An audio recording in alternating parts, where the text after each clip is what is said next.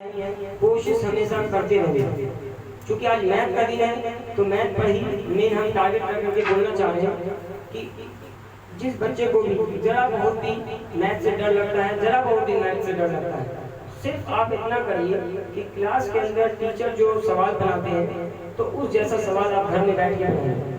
नया सवाल आपसे नहीं बनता है, कोई दिक्कत की बात नहीं, लेकिन जो टीचर एग्जाम आपके क्लास में पढ़ाते हैं, जहाँ भी आप पढ़ते हैं, जिस कोचिंग में पढ़ते हैं, उस सारे कोचिंग के अंदर सारे टीचर के अंदर कुछ न कुछ क्या है, अच्छे नॉलेज है, वो आपको बताते हैं। बच्चे के अंदर लापरवाही कभी कभी देखने को मिलती है क्या कि जब बच्चे को बोर्ड पर पढ़ाया जाता है, होमवर्क दिया जाता है, तो बच्चे उस होमवर्क को पूरा नहीं करके आते हैं और टीचर समझ जाते हैं क्या कि अगले दिन पढ़ाया था, होमवर्क पूरा करके आ ही गया बच्चा, हम आगे बढ़ जाते हैं। तो 3-4 मिनट जब टीचर आगे बढ़ जाते हैं, अब बच्चा बैठता है घर में बैठ के बनाने के लिए। बस यहीं पर से मैथ आपका क्या हो जाता है, पीछे। मैथ जो है बार बार प्रैक्टिस करने की चीज़ है। आप एक बार समझ गए, 2 बार 3 बार अगर घर में आप उस जैसे सवाल को प्रैक्टिस कर रहे हैं तो इससे आपका क्या होगा, माइंड उस तरह का सेट हो जाएगा और फिर कभी आपसे मैथ में मिस्टेक नहीं होगी। मैथ जैसा सब्जेक्ट जो है, आसान सब्जेक्ट और कोई नहीं है, क्योंकि इसके अंदर आपको रटना नहीं पड़ता। देखा होगा आप लोग कि बहुत सारा हिस्ट्री के अंदर डेटों को रटा जाता है। बाबर जो है भारत के अंदर आया, पानीपत की प्रथम लड़ाई हुई तो कब हुई कि 1526 की लड़ाई हुई, तो 1526 वाला डेट याद करता है बच्चा। 1526 में क्या हुआ, ये लड़ाई हुई है पानीपत की पहली लड़ाई, उसको बच्चा रटता है और उसके बाद इस डेट से कहानी को फिर पीछे क्या करता समझता है। कहीं ना कहीं वहां पर रटने वाली बात सामने आती है, लेकिन मैथ के अंदर क्या है, आपके पास जो फॉर्मूला है वो कहाँ से आया है, वो सारा फॉर्मूला का कहीं ना कहीं ऑरिजिन है, उसकी कहीं ना कहीं शुरुआत हुई है। बच्चा एक बार अगर उसको समझ लेगा बढ़िया से तो फिर उसमें मैथ में डरने की बात नहीं है और बच्चा लगातार आगे बढ़ता चला जाएगा। तो मैथ से कभी भी घबराना नहीं है, सोचना है, समझना है। और देखा होगा कि अगर सही से फॉर्मूला याद है आपको, बेसिक मैथमेटिक्स आपको याद है, बोर्ड मास का नियम याद है आपको, ब्रैकेट कैसे तोड़ते हैं वो मालूम है, कैसे पावर को ऐड किया जाता है ये सब आपको मालूम है, तो आप आराम से मैथमेटिक्स को एकदम अच्छे से 1 पेज 2 पेज 3 पेज जितने पेज का भी मैथमेटिक्स हो वो सारा मैथमेटिक्स आप बिना याद किए, घर से आए थे कुछ दिमाग में नहीं था, लेकिन जैसे जैसे मैथमेटिक्स आगे बढ़ता जाता है वो हर लाइन अगले लाइन को क्या करेगा, क्रिएट करता चला जाता है। कभी भी मैथमेटिक्स को रटने की कोशिश ना करें। और आज का जो दौर निकल गया है ऑब्जेक्टिव वाला, ये ऑब्जेक्टिव वाला जो दौर है ये थोड़ा खतरनाक दौर है।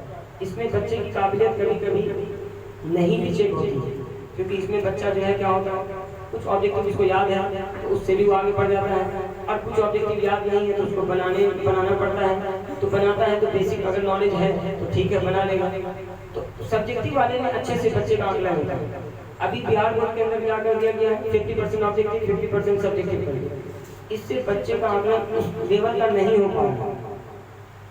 100 में 50 क्वेश्चन छोड़ना, 50 क्वेश्चन बनाना, ये सही बात नहीं है। सीधा बिहार बोर्ड में होना चाहिए था, 50 क्वेश्चन दिया जाएगा आपको पूरा बनाना, तब बच्चे की काबिलियत चेक होगी। ये कहाँ से है कि 100 क्वेश्चन में 50 क्वेश्चन बनाइए और 50 क्वेश्चन छोड़ दीजिए, अब बच्चा नंबर ला रहा कितना, 100 और 100 में 100 नंबर, ये सही नहीं। अब बड़े बड़े लोग इस तरह का इसलिए कर रहे हैं ताकि बिहार बोर्ड के बच्चे का रिजल्ट अच्छा देखने को लगे अन्य राज्य की तुलना में। अदर राज्य में जाइएगा तो ऐसा सिस्टम नहीं है, यहाँ तक कि CBSE का एग्जाम होता है, आप देखिए उसमें ऐसा सिस्टम नहीं है। तो CBSE के अंदर कोई बच्चे अच्छे निकल कर सामने आ रहे हैं, बिहार बोर्ड के भी हैं बच्चे, लेकिन अगर सोचिए कि 50 क्वेश्चन रहता और 50 क्वेश्चन को बनाना होता तो कितना अच्छी बात है, तब उसमें जो बच्चे निकल के सामने आते वो काबिल बच्चे आते। अभी क्या है, इतना छोड़ दिया, अब पता नहीं वो बच्चे के अंदर नॉलेज था कि नहीं था, बस उस 50 से आगे रिजल्ट बन गया उसका, तो सही काबिलियत चेक नहीं होने। तो हम लोग और आप लोगों को चाहिए क्या कि हम पूरे क्वेश्चन को बनाने का तैयारी करें, 100% मेरे पास जानकारी हो और उसमें से हम हर एक क्वेश्चन को बना सकें, ताकि कभी मेरा रिजल्ट आ जाए अच्छा, तो जब मेरा इंटरव्यू ले कोई आगे तो हम उसको अच्छे तरीके से साफ साफ जवाब दे सकें कि देखो हम पूरा पढ़ाया था जवाब दें। अभी क्या है कि बिहार बोर्ड के अंदर जो कभी कभी बच्चा ऐसा निकल जाता है कि आ गया उसका 90-95 नंबर, लेकिन उससे इंटरव्यू लीजिएगा तो उतने अच्छे तरीके से सवाल का जवाब नहीं दे सकेगा। मार्क्स जो है, मार्क्स की वजह से उसका जो सिस्टम है थोड़ा सा गड़बड़ है, तो हमको सिस्टम से डरना नहीं है, छोड़ दीजिए सिस्टम जैसे हम लोगों को अपने आप को क्या करना है, मजबूत करना है और ऐसा अपने आप को रेडी करना है कि हम लोग 100 और 100 क्वेश्चन बनाने का मादा रखें, अब तब जाकर के आप लोगों के अंदर काबिलियत होगी बेहतरीन। तो आप लोग अलग अलग मुख्तलिफ जगह से आए, अलग अलग क्षेत्र से आए और आप लोग अपनी तैयारी भी कर रहे हैं अच्छे तरीके से। जो 9th के बच्चे हैं उनके लिए मैसेज ये है मेरा कि अब वो 10th का एग्जाम देंगे 2026 में, तो उनके लिए पैगाम मेरी तरफ से ये है कि आप खूब मेहनत से पढ़ाई करिए, सिर्फ मैथ को नहीं, 5 सब्जेक्ट को एकदम अच्छे से करिए। आप लोगों का जो हिंदी है, सोशल साइंस है और आपका क्या है, इंग्लिश है, फिर आपका मैथ है, ये होता है 6 सब्जेक्ट, लेकिन उसमें 5 सब्जेक्ट का जो है मार्क्स ऐड होता है आपके मेन मार्क्सशीट से। अब बाकी इंग्लिश को जो है हटा दिया जाता है, क्योंकि बिहार के अंदर ऐसा चाहा जा रहा है कि बिहार के लोग अपने मातृभाषा को मजबूती से आगे बढ़ाएं और अपने हिंदी को बचाएं। आपने सुना है कि बिहार के अंदर कौन से आदमी थे जिन्होंने हिंदी को प्रमोट करने के लिए इंग्लिश को हटा दिया? बताइए तो कौन आदमी थे? बिहार बोर्ड से इंग्लिश को हटा कि नहीं इंग्लिश रहेगा, बच्चा लोग शुरू से क्या करेगा, इंग्लिश पर ध्यान देगा, हिंदी को छोड़ दो। इसीलिए हिंदी को प्रमोट किया, हिंदी को आगे बढ़ाया और इंग्लिश को पीछे कर। वो कौन आदमी था? अब वो आदमी छोटे मोटे आदमी नहीं थे, बिहार के मुख्यमंत्री थे। अब बताइए उनका नाम, नीतीश कुमार जी का नाम ले रहे हैं बच्चे, बोलिए। और कोई बच्चे बोलिए। डॉक्टर श्री कृष्ण सिंह, देखिए बिहार के पहले चीफ मिनिस्टर का नाम बता, उनका नाम है, देखिए अटल बिहारी वाजपेयी, देश के प्रधानमंत्री का नाम बता। और अभी हम पूछ रहे हैं देश बिहार के मुख्यमंत्री, हम हल्का सा हिंट किया, तो वो आदमी थे कर्पूरी ठाकुर, उनका नाम था क्या, कर्पूरी ठाकुर। इन्होंने जो है बिहार वासियों के लिए बोला कि बिहारियों की पहचान बिहारी भाषा से, हिंदी भाषा से, इंग्लिश से नहीं। ठीक है, हमारी इंग्लिश अच्छी होनी चाहिए ताकि हम कहीं बाहर जाए तो हम बाहर के लोगों से भी अच्छा संपर्क बना सके, उसको भी रखना चाहते हैं। तो डॉक्टर कर्पूरी ठाकुर जी जो थे वो गरीब परिवार से ताल्लुक रखते थे। उन्होंने बहुत नीचे के मतलब लेवल को देखा। बहुत सारे लोग होते हैं अमीरी में गरीबी को भूल जाते हैं, तो कर्पूरी ठाकुर का जो बैकग्राउंड था पीछे का बहुत गरीब, तो उन्होंने काफी मेहनत करके अपने आप को उस लेवल तक पहुंचाया और फिर बिहार के मुख्यमंत्री भी बने और फिर उन्होंने बिहार के अंदर हिंदी को आगे बढ़ाया और इंग्लिश को रोका। नहीं तो अभी बिहार के अंदर इंग्लिश बहुत आगे निकला होता और हिंदी क्या होता, सबका गड़बड़ होता। अभी जितने लोगों का भी हिंदी ठीक ठाक है वो सब बिहार के कर्पूरी ठाकुर का थोड़ा योगदान है। तो इनको जो है बोला जाता है बिहार के अंदर हिंदी को बढ़ावा देने वाला है। फिर नीतीश कुमार जी आकर के इन्होंने भी उन्हीं के रास्ते पर चल करके क्या किया, हिंदी को बढ़ाया। और अभी देखिएगा विधानसभा के अंदर ये असेंबली होती है जहाँ एमएलए वगैरह होते हैं, एमएलए बैठते हैं, वो लोग वहाँ पर सब चीज हिंदी में लिखवाते हैं नीतीश कुमार। और कभी कभी इंग्लिश में मिल जाता है सामने में, तो नीतीश कुमार का गुस्सा भी आता है कि क्या हो रहा है, बिहार है कि क्या है, इंग्लिश कैसे आया है। तो इंग्लिश से नफरत नहीं किया जा रहा है, मतलब एक अपने कल्चर को बचाने की कोशिश की।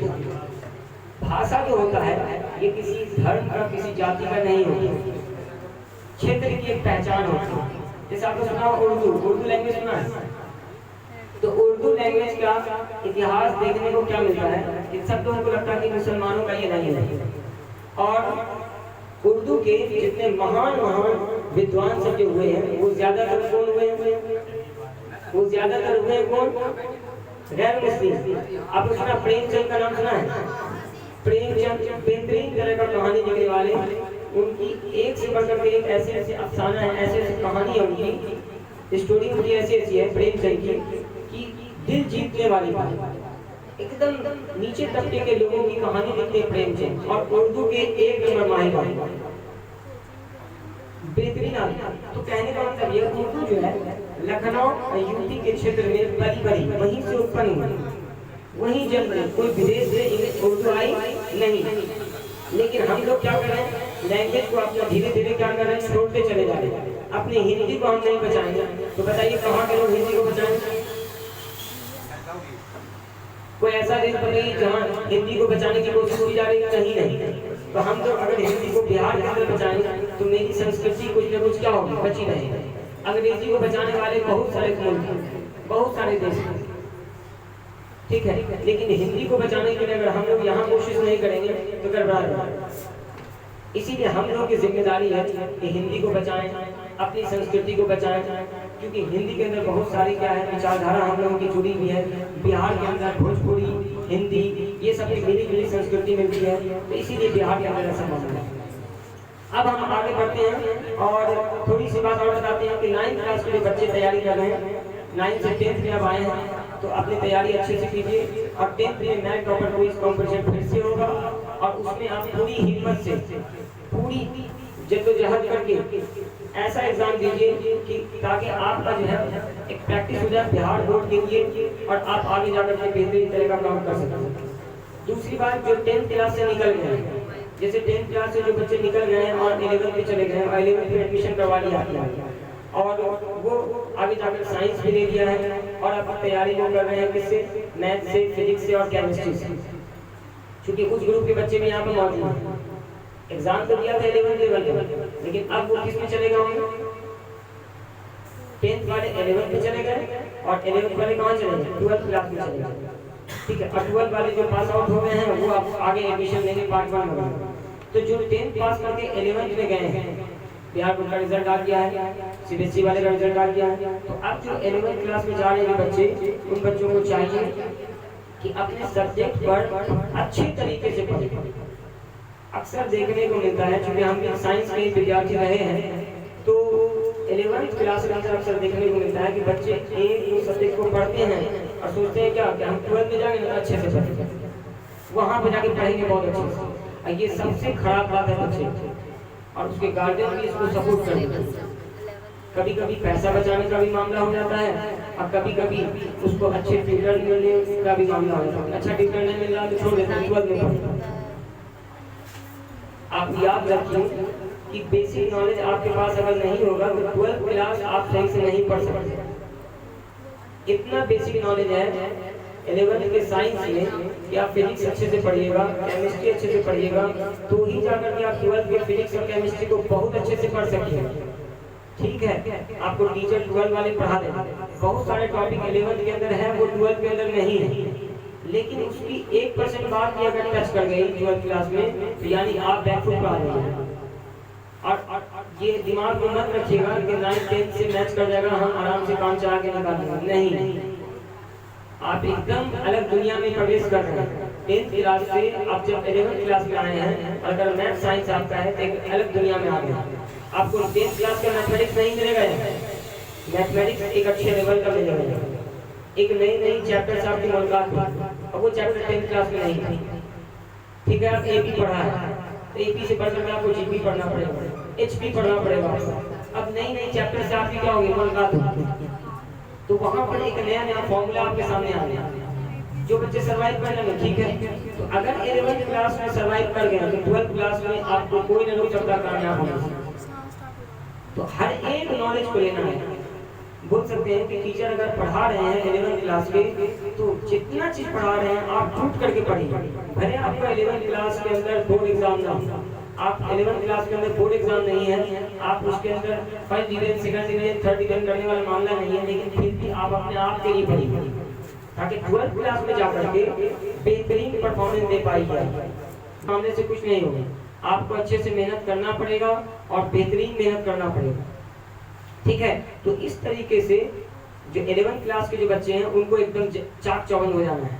फिर जो 11th वाले एग्जाम दिए थे मैथ टॉपर क्विज में, अब वो आ गए हैं किसमें, 12th क्लास के अंदर। जो 12th क्लास के अंदर जब आए हैं तो उनको चाहिए क्या चीज कि अब 12th क्लास के, चलिए 11th क्लास उनका जो डैमेज हुआ, अब उनको कम से कम जो डैमेज हुआ उसको छोड़ करके आप अपने आप को मेहनत पर जोड़ लीजिए, दुगना मेहनत कीजिए। 12th क्लास की चीज को ही अच्छे से पढ़ लीजिए। ठीक है, कुछ न कुछ कमी कोताही रहेगी, पूरी तो मुकम्मल नहीं हो सकती है, लेकिन अगर एक अच्छे ट्यूटर मिल गए अगर आपको, तो आप उस ट्यूटर की मदद से बेहतरीन काम कर सकते हैं और अच्छा परफॉर्मेंस दे सकते हैं 12th क्लास के अंदर। और जो बच्चे 12th क्लास से निकल गए हैं और मैथ टॉपर क्विज में पार्टिसिपेट किया था, अब उनके पास तो मैथ टॉपर क्विज में पार्टिसिपेट करने का कोई मौका नहीं है। तो अब उनको चाहिए कि 12th क्लास के बाद अब वो आगे बढ़ेंगे। तो अगर उनका सब्जेक्ट अच्छा है, जैसे मान लिया जाए उनका फिजिक्स अच्छा है, तो फिजिक्स को मजबूती से लेके आगे बढ़िए। मैट्रिक वाले के लिए और 11th वाले के लिए कि नहीं बोल रहे हैं। 12th क्लास जो पास आउट हो गए हैं, रिजल्ट आ चुका है बिहार बोर्ड का भी, ठीक है, उन बच्चों के लिए बोल रहे हैं कि आप पूरी कोशिश कीजिए कि अब मेरा जो सब्जेक्ट मजबूत है। अक्सर देखने को क्या मिलता है, बहुत काम की बात बोल रहे हैं, यहाँ पर वैसे बच्चे बहुत कम मौजूद हैं। ज़्यादातर बच्चे इस बात को समझने में हो सकता है दिक्कत होगी, लेकिन जो 12th क्लास पास कर गए हैं